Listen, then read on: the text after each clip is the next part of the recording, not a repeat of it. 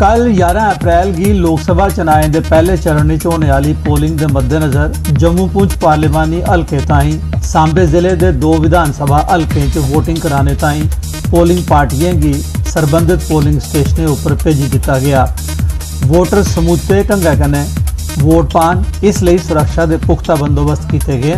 इन्हें गल्लें की जानकारी ADC सांबा विकास गुप्ता होरें दी। देखिए, जो बॉर्डर एरियाज़ के लिए एक तो हमने अगर इस तरह का कोई अनफॉर्चुनेट इंसिडेंट अगर होता भी है तो हमारे पूरे पुख्ता इंतज़ाम है। हमने ऑल्टरनेट जो पोलिंग स्टेशन शिफ्ट करना पड़ने की ज़रूरत पड़ती है तो हमने वो आइडेंटिफाई किए हुए हैं। मोर ओवर वहाँ पे एक्स्ट्रा डिप्लॉयमेंट है, फोर्सेस की सेंट्रल पैरामिलिट्री फोर्सेस है, हमारी लोकल फोर्सेस हैं, डिस्ट्रिक्ट फोर्सेस है। हमने वहाँ पे हमारी जो डिप्लॉयमेंट है वो एक्स्ट्रा। पुंछ जिले च कल पहले फेज होने वाले चुनाव लई पुंछ नगर के डिग्री कॉलेज थमां पोलिंग पार्टीज़ की EVM ते VVPAT के अलावा दूई चुनाव समग्री कन्नै मुतलका पोलिंग स्टेशनें उपर भेजी दिता गया। जिले 451 पोलिंग स्टेशन बनाए गए। इंदे चा 209 संवेदनशील ते 18 अति संवेदनशील हैं। पोलिंग सुचारू ढंगे कन्नै कराने ताईं सिक्योरिटी के मुनासिब इंतजाम किए गए। हमारा जो लाइन ऑफ कंट्रोल से जो लगता हुआ एरिया है वहाँ पे पिछले कुछ दिनों में सीज फायर वायलेशन के काफी इंसिडेंट्स हुए हैं, तो उसके मद्देनजर रखते हुए हमारे 38 polling station as a contingency plan हमारे वो 38 polling station designate. Jammu Poonch संसदीय सीट आस्ते कल होने वाली पोलिंग लई RS-पुरा ते सुचेतगढ़ च पोलिंग स्टाफ तैनात करी लिया गया है। पोलिंग स्टाफ की EVM ते VVPAT के अलावा चुनाव सरबंधी दूई समग्री दे दी गई है।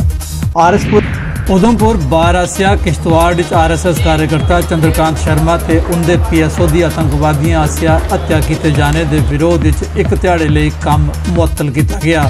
बार ने इस घटना की सख्त निंदा की है ते सोगी परिवार कन्नै एकजुटता प्रकट की है। पुंछ नगर च विश्व हिंदू परिषद ते बजरंग दल आसिया किश्तवाड़ के जिला अस्पताल RSS के कार्यकर्ता चंद्रकांत शर्मा ते उनके PSO की आतंकवादियों आसिया हत्या के विरोध प्रदर्शन किया गया। प्रदर्शनकारियों आतंकवाद का पुतला फूकिया। उन्हें कश्मीर घाटी च अलगाववादियों ते पाकिस्तान खिलाफ सख्त शा सख्त कार्रवाई करने की।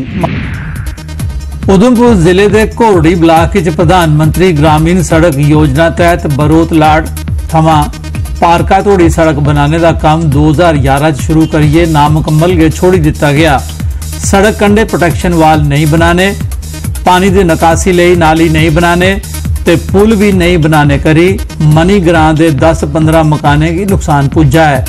लोगों के खेतरें की जमीन भी तबाह हो गई है। इस दे बावजूद प्रशासन कुंभकर्ण की निंद्रा च है। DC साहब भी एप्लीकेशन दी 3 बार इंदा हो चुकिया। वो आखते मैं मौका कोई JE साहब आगन या कोई WI साहब आओ इतना कोई मौका कोई लभे नहीं। JE साहब ने आख्या कि देख लैके गल तो सुनते नहीं। मकान कोई 24 घंटे ना कोई पैसा नहीं। कम से कम 10-15 घर जेह्ड़े इत्थै ओह् डैमेज होई दे इस रोड की वजह कन्नै ते एह् लोकें गी बड़ी तकलीफ है। ओह्दे कन्नै घरें गी बड़ा नुकसान होआ दा सर। कोई ऐसा बड़ा इशू नहीं है। ਉਹਦਾ ਇਹ ਹੈ ਕਿ ਪਹਿਲੇ ਵੀ ਅਸਾਂ ਜਿਹੜਾ ਮੋਡ ਐਡਜਸਟ ਹੋਇਆ ਨਾ ਉਹ ਲੋਕਾਂ ਦੀ ਡਿਮਾਂਡ ਹੈ ਕਿ ਐਗਰੀਕਲਚਰ ਫੀਲਡ ਲਈ ਪ੍ਰੋਟੈਕਸ਼ਨ ਦਿੱਤੀ ਜਾਏ ਜਾਂ ਘਰ ਨਾਲ ਜਿਹੜੇ ਉਹਨਾਂ ਦੀ ਪ੍ਰੋਟੈਕਸ਼ਨ ਦਿੱਤੀ ਜਾਏ। ਉਹ